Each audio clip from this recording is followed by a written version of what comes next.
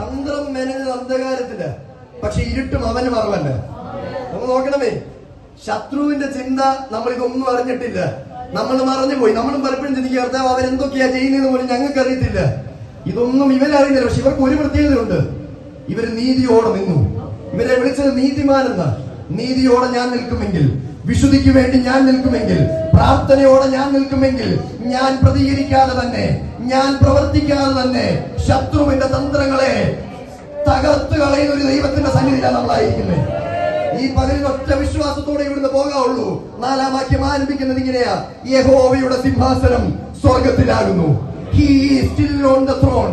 എല്ലാം നശിച്ചെന്ന് തോന്നുമ്പോൾ, ഞങ്ങളുടെ കൈവിട്ട് പോകുന്നെന്ന് തോന്നുമ്പോൾ, ഞങ്ങളുടെ കൈപ്പിടിയിൽ സാഹചര്യങ്ങളെ ഒതുക്കാൻ കഴിയാതെ പോകുമ്പോൾ, സങ്കീർത്തനക്കാരൻ പറയുക, എന്നെ കൊണ്ട് ചെയ്യാൻ പറ്റിയില്ലെങ്കിലും എന്റെ ദൈവം ഇപ്പോഴും സിംഹാസനത്തിലുണ്ട്. എന്റെ പ്രവൃത്തികൾ നിഷ്ഫലമായി പോകുമ്പോൾ, എന്നെ കൊണ്ട് ചെയ്യാൻ പറ്റാതെയാകുമ്പോൾ, ഞാൻ പറയുന്ന ഒരു കാര്യമുണ്ട്: കർത്താവ് എത്ര ശ്രമിച്ചിട്ടും, എത്ര ചെയ്തിട്ടും, എത്ര ഓടിയിട്ടും സ്വർഗം ഈ പകലിൽ കൈമാറുകയാ, ഞാൻ ഇപ്പോഴും സിംഹാസനത്തിലുണ്ട്. ലോകം മാറിയാലും, സ്നേഹിക്കാമെന്ന് പറഞ്ഞവർ മാറിയാലും, കൂടെ നിൽക്കാമെന്ന് പറഞ്ഞവർ മാറിയാലും, നിങ്ങളെ ഉയർത്താമെന്ന് പറഞ്ഞവർ മാറിയാലും, ഞാൻ ഇപ്പോഴും സിംഹാസനത്തിൽ തന്നെ. എന്റെയും നിങ്ങളുടെയും ഉറപ്പ് നമുക്ക് വേണ്ടി റെക്കമെൻഡേഷൻ ആരെങ്കിലും ഉണ്ടെന്നുള്ളതല്ല. നമ്മുടെ ഉയർച്ച ആരുടെയും കയ്യിലല്ല. അതിന്റെ കാരണം എന്താണെന്ന് ചോദിച്ചാൽ, കർത്താവിന്റെ കരങ്ങളിൽ അത് ഭദ്രമാണ്. നമ്മളെ ആരെങ്കിലും ഒക്കെ തകർക്കുമെന്ന് പറഞ്ഞാൽ അവരെ നോക്കി ചിരിച്ചേക്ക്. നിങ്ങൾക്ക് എന്നെ തകർക്കാൻ പോട്ട് എന്റെ മുമ്പിൽ ഒരു തടസ്സം സൃഷ്ടിക്കാൻ പോലും പറ്റത്തില്ല. കാരണം എന്റെ ഭാവി എന്റെ കർത്താവിന്റെ കയ്യിൽ സുരക്ഷിതമാണ്. ഈ ദിവസങ്ങളിൽ ഈ വിശ്വാസത്തോടെ പോകാവുള്ളൂ. അവര് കുറച്ചുപേരിറങ്ങിയാൽ കുടുംബങ്ങൾ നശിക്കുമെന്നോ, വ്യക്തികൾ നശിക്കുമെന്നോ, സഭകൾ നശിക്കുമെന്നോ ചിന്തിക്കരുത്. കർത്താവ് കൂടെ ഉണ്ടെങ്കിൽ നമ്മൾ വളരും, നമ്മളെ തഴയ്ക്കും,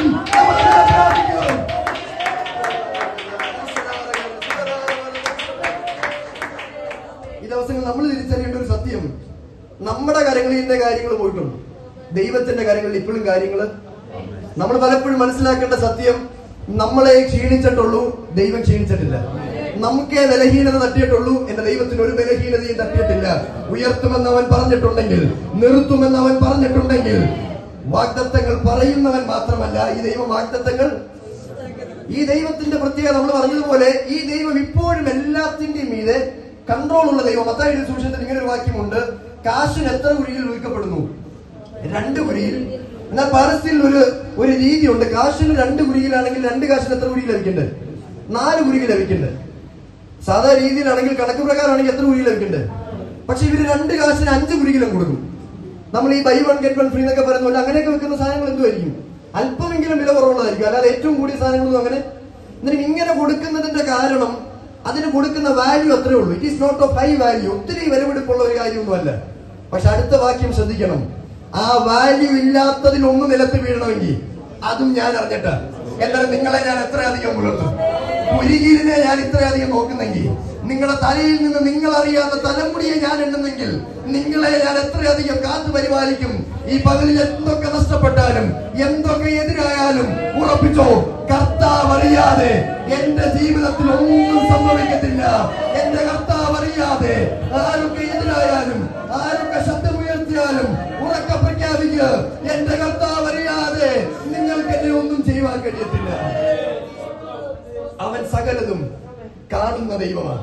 അതാ നമുക്കറിയാം, ദൈവവചനത്തിൽ ദൈവം അനേകരെ പേര് വിളിച്ചിട്ടുണ്ട്. അബ്രഹാം എന്നുള്ള പേര് അബ്രഹാം എന്നാക്കി, സാറായി എന്നുള്ള പേര് സാറ എന്നാക്കി. ദൈവം പലരെയും, യാക്കോബിനെ ഇസ്രായേലാക്കി മാറ്റി, പേര് മാറ്റുന്ന ഒരു ദൈവത്തെ നമുക്ക് കാണാൻ കഴിയും. എന്നാൽ ദൈവത്തിനും ചിലർ പേര് വിളിച്ചിട്ടുണ്ട്.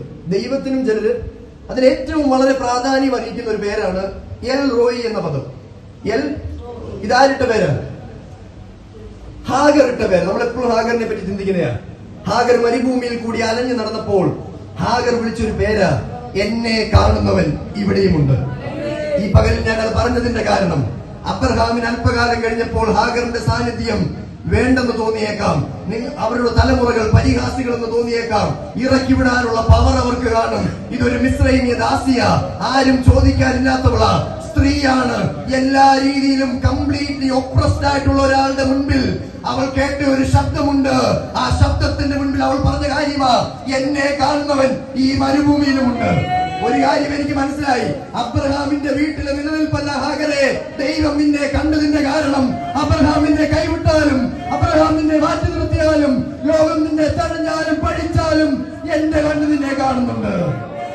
ഈ ദിവസങ്ങളിൽ ഈ ആശ്വാസം നമ്മുടെ ഹൃദയങ്ങളിൽ നിറയട്ടെ. കർത്താവ് എന്നെ കാണുന്നുണ്ട്. എന്റെ സാഹചര്യം എന്ത് തന്നെയായാലും, നമ്മളെപ്പോഴും പറയുന്ന പോലെ നമ്മുടെ അവസ്ഥകൾ ആർക്ക് മാത്രമേ അറിയത്തുള്ളൂ, നമ്മളെപ്പോഴും പറയും നമുക്ക് മാത്രമേ. എന്നാൽ നമ്മളെക്കാളും അറിയാവുന്ന ഒരു കർത്താവിന്റെ സന്നിധിയില നാം ഇവിടെ ഇരിക്കുന്നത്. ഈ പകലിലെ നമ്മുടെ ധൈര്യം, നമ്മുടെ പ്രശ്നങ്ങൾ നമുക്ക് മാത്രമല്ല കർത്താവിനും അറിയാം. ഈ ദിവസങ്ങളിൽ ഈ ഒരു ധൈര്യം നമ്മുടെ ഹൃദയത്തിൽ നിറയുവാനിടയായിട്ട് 5-ാം വാക്യം കൂടി ശ്രദ്ധിക്കാം. 5-ാം വാക്യം.